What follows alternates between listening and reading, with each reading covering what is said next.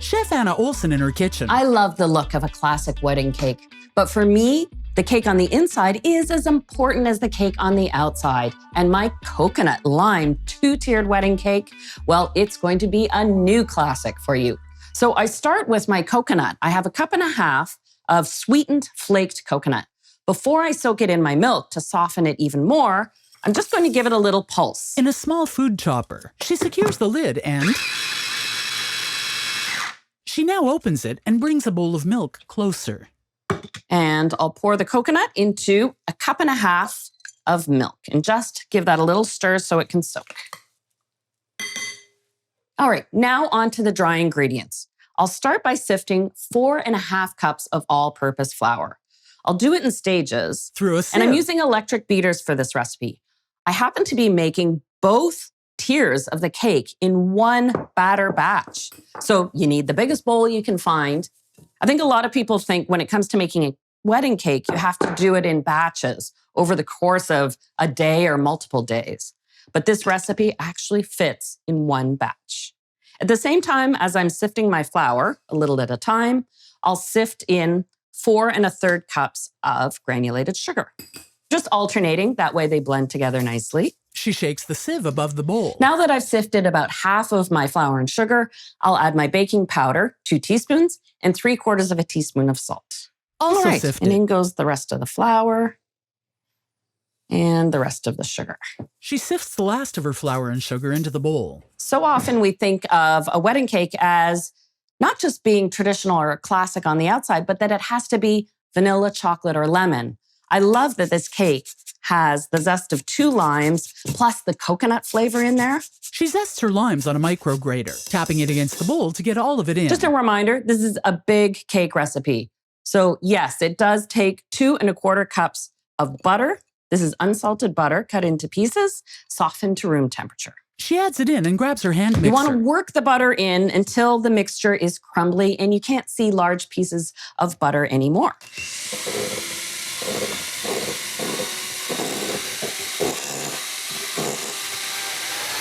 And a few minutes later, There we go. Now that that's evenly blended, she and you grabs can some see with her hand. the mixture has a sandy texture to it now. So I'm ready to finish getting my wet ingredients together.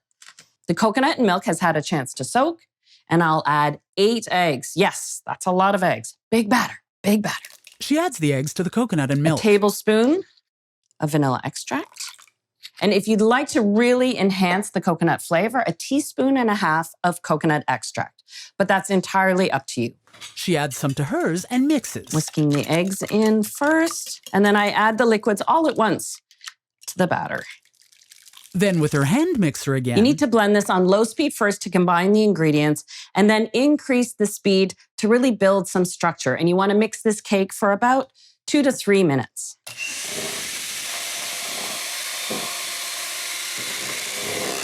She moves her beaters around the bowl to ensure she gets everything.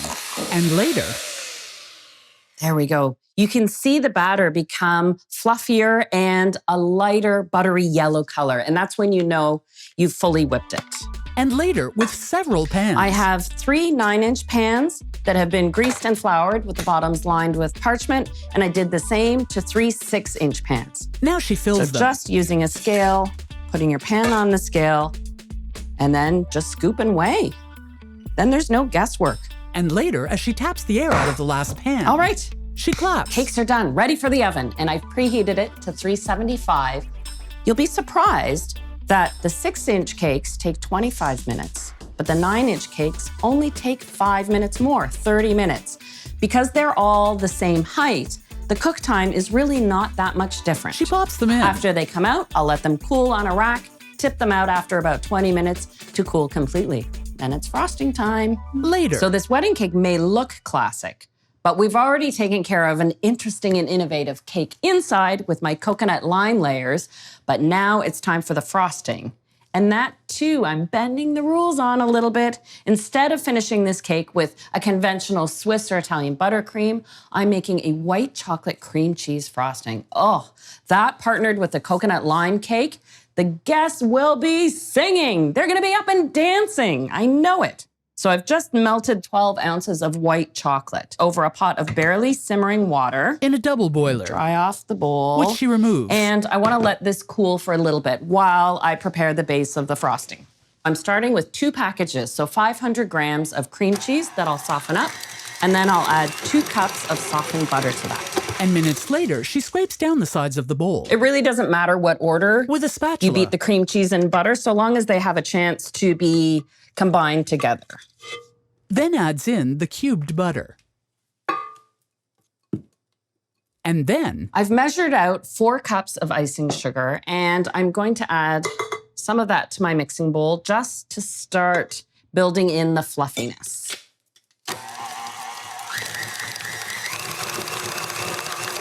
And a few seconds later, You may find at the first edition of the icing sugar that your frosting isn't smooth. she hand stirs But it. that's okay, because now's the point where you add your melted white chocolate. She pours it from the bowl it's been cooling in right onto the frosting. Then starts the stand mixer again. And minutes later, And now you can start seeing it become smooth and fluffy. And you can add the remaining icing sugar now. Start on low speed, and then just beat it as long as it takes to make it nice and fluffy. once she's added in the last of her icing sugar, she lowers the paddle again. And minutes later, Last addition, a tablespoon of vanilla. she pours straight from the bottle. And if you really love the coconut flavor, you could add a splash of the coconut extract here too. It's up to you. But this time she doesn't. Later, And there we go. It's time to assemble this wedding cake. You can bake the cake layers, even freeze them, but I really recommend chilling the cake layers before you frost the cake. And the frosting you can make, chill. Just make sure you soften it and re-whip it right before you use it. she now frosts and stacks the layers. Spread the frosting right to the edges and even a little bit past the edges. Makes it easier to mask the sides of the cake. Which she does. And then I just keep repeating the different cake layers. Cake frosting, cake frosting, cake frosting. And to do the sides, Start at the bottom and spin, spin, spin. forming the And icing just carve with a a knife soft rustic line as the cake all the way up. is rotated against it. Covers any masking flaws, but I just love that simple look of the line all the way up, and I do the same on the top. With the rounded knife tip. Now this is ready for the fridge to chill down. And once the cake has been, Then I'm gonna slide this to me the larger bottom, because you kind of wanna look from over top as you're dropping it. the smaller top. Ta-da, it's classic. Now, it's up to you. Do you want to put a few flowers on top, a cascade, a ribbon around the base? It's up to you. Or something simple. The word love. I love a classic cake. It's sophisticated and elegant. On a skewer. But it's modern enough to suit any venue. And of course, you have that delicious coconut lime cake inside, so you know all of your guests will be happy. Congratulations! You made a fantastic wedding cake. She smiles.